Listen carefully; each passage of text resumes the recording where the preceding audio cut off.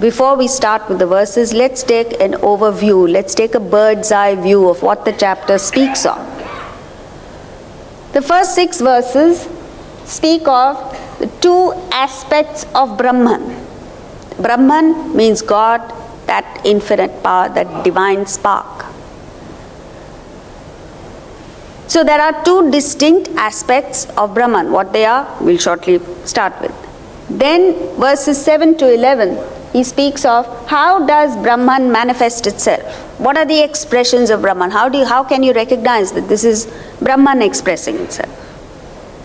Then he says, verses 12 to 15, almost in a sad note, he says, the ignorant people chase the world, seek the world.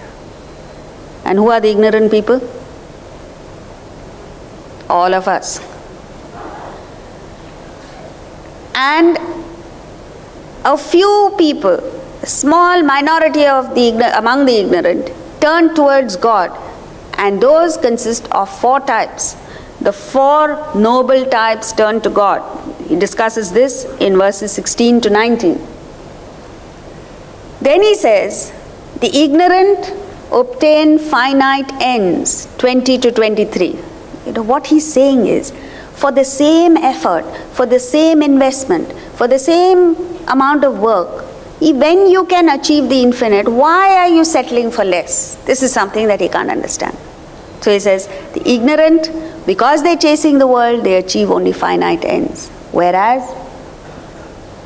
the wise get liberated. Now, the next, after this, he says, why is it that the ignorant people are seeking the world? Why is it that all of us are chasing the world and are content with finite ends?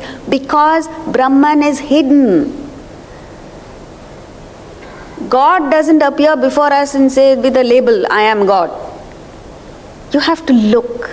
You have to look beyond the obvious. What is obvious is finite.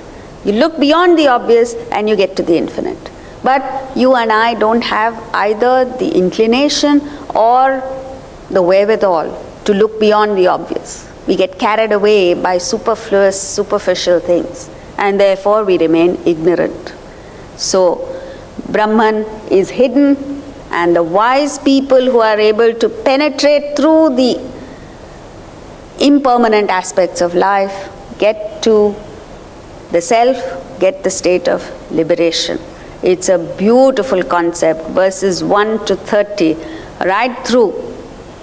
As we go along, you'll see the combination of intellectual appeal touched up with a little bit of devotion here and there, and it makes for such a complete knowledge. Chapter 7 particularly deals with, that's why it's entitled Knowledge and Wisdom, Jnana Vijnana Yoga. It doesn't leave you just with knowledge. It hammers it in till it becomes a part of you.